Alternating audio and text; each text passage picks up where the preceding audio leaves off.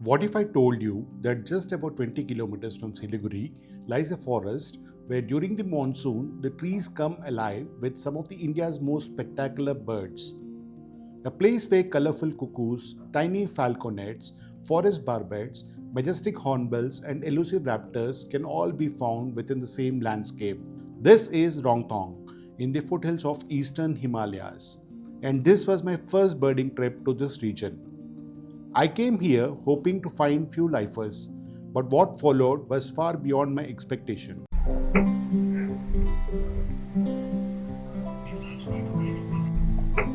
My journey started in Hyderabad, from where I flew to Siliguri. From Siliguri, we headed towards Rongtong, which is approximately 28 kilometers from Bagdogra airport. After reaching our homestay, we quickly checked in, had lunch, picked up our cameras, and headed out for our first birding session.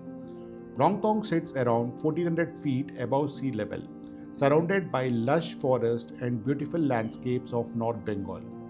The monsoon season is particularly special here. The forest is alive with insects, fruits, and flowers, creating perfect conditions for bird watching and bird photography in Rongtong.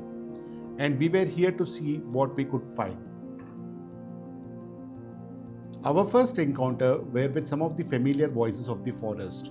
The beautiful oriental magpie robin was one of the first birds to catch our attention.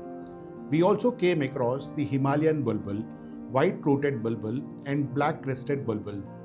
These birds may not have been the rarest sightings of the trip, but they immediately gave us a sense of how rich this forest was. We also photographed the grey-capped pygmy woodpecker, another tiny forest specialist. At this point, we realized that Rongtong wasn't going to be an ordinary birding trip.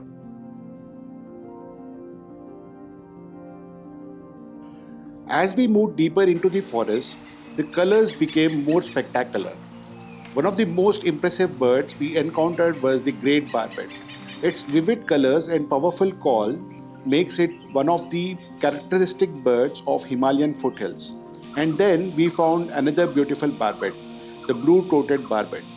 Both species were wonderful subjects for photography. But Rongtong had much more waiting for us. The secretive green-billed malkoa appeared among the dense foliage. Its long tail and distinctive green bill made it impossible to confuse with anything else. We also found the pin-tailed green pigeon, beautifully camouflaged among the green canopy. And then something different caught our attention. A woodpecker moving methodically across a tree. The magnificent greater flameback. Its brilliant colors stood out against the forest, making it one of the most memorable woodpecker encounters of the trip.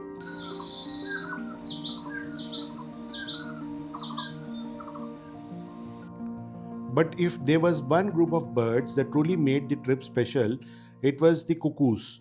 We encountered the Indian cuckoo,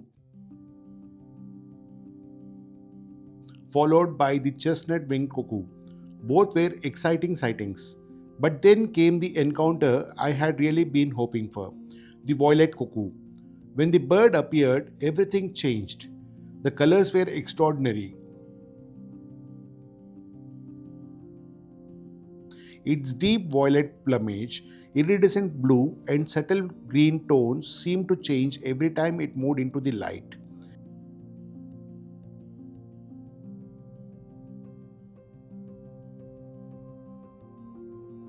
It was one of those moments when you almost forget that you are holding a camera.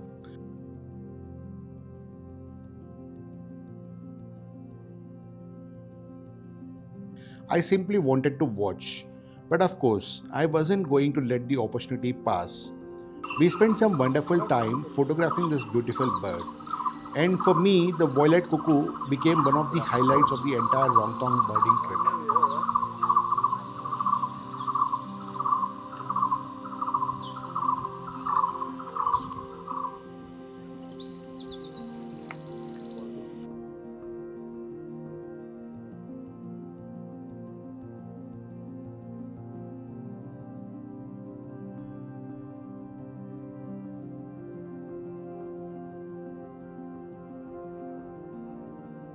And then came another bird that completely stole the show, the long-tailed broadbill.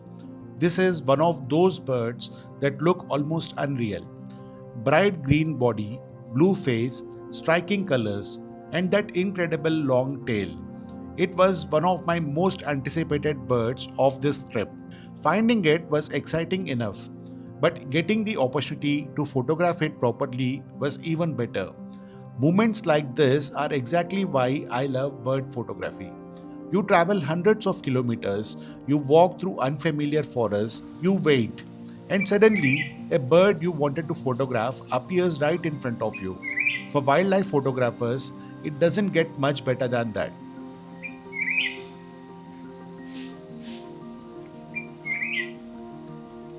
But Rongtong isn't just about colorful forest birds. The skies above these forests are home for some fascinating predators. Our search led us to Black Baza. With its striking plumage and powerful presence, this beautiful raptor was another major highlight. And then came the more elusive Jordan's Baza. Finding these birds isn't always easy. Dense foliage and tall trees make them challenging to locate, even when they are somewhere above you.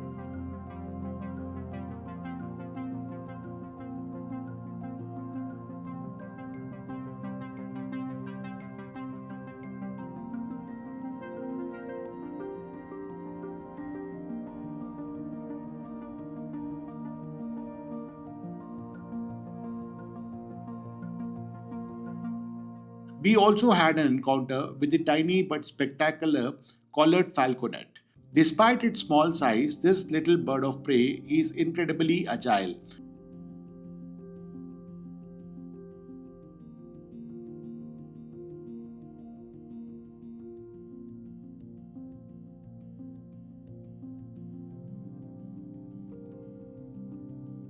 Watching a falconet hunt reminds you that size means very little in the wild.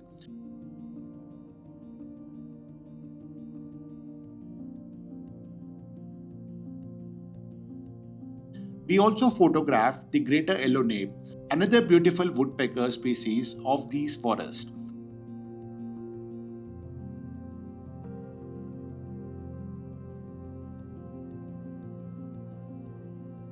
And then, in an open area, came another flash of color, the dollar bird.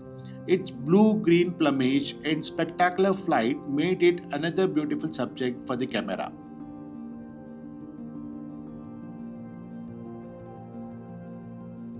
One of the most entertaining encounters of the trip came from the bee-eaters. We found the chestnut-headed bee-eater and the spectacular blue-breasted bee-eater. These birds are incredible aerial hunters. From an exposed perch, they would launch into the air, catch flying insects, and return almost perfectly to the same spot. Watching them hunt was fascinating, and photographing them in flight was even more challenging. This is where wildlife photography becomes less about simply finding a bird and more about understanding its behavior. Once you understand what the bird is about to do, you have a much better chance of capturing the perfect frames. But there was one bird that everyone was waiting for, the giant of the forest, the great hornbill. When a great hornbill flies overhead, you don't need anyone to tell you what it is. You can hear the powerful wing beats cutting through the air, and then you finally see it. It is impossible not to stop and admire it. Its enormous yellow bill and casquet, black and white wings, and majestic flight makes it one of the India's most iconic forest birds. For me, seeing the great hornbill in this landscape was one of the defining moments of the trip. And beyond photography, hornbills play a crucial role in the forest ecosystem by dispensing seeds and helping regenerate the forest they call home. Some photographs are important and some encounters are unforgettable. This was both. During our Rongtong birding adventure, we were fortunate to photograph an incredible variety of species, from the oriental magpie robin, Himalayan and white-throated bulbuls, to the green-billed malkoa, pin-tailed green pigeon and speckled piglet, from the great barbet, blue-throated barbet and greater flameback, to the black baza, Jordan's baza, collared falconet and dollar birds, and of course the unforgettable violet cuckoo, long-tailed broadbill, chestnut-winged cuckoo, and Indian cuckoo. We even encountered a hoary-billed Himalayan squirrel, reminding us that this forest is home for much more than birds. When I arrived in Rongtong, I came looking for lifers. I came looking for photographs. But I left with something much more valuable, a deeper appreciation of this incredible forest. Rongtong reminded me that some of the best wildlife experiences doesn't necessarily happen in most famous national parks. Sometimes they are hidden quietly in places like this, in the forests of North Bengal, at the foothills of Eastern Himalayas, where every trail can bring another surprise. For a bird photographer, this is a place that deserves to be explored and, more importantly, protected. Because forests like Rongtong are not just beautiful destinations, they are homes. Homes for the violet cuckoo, the long-tailed broadbill, the black baza, the great hornbills, and countless other species. This was my first journey to Rongtong, and somewhere I already knew it won't be my last. If you enjoyed this journey through one of the India's hidden birding destinations, do let me know which bird was your favorite. And if you enjoy bird photography, wildlife photography, bird watching, and wildlife documentaries from India, consider subscribing. Until the next adventure, keep exploring, keep observing, and keep protecting the wild.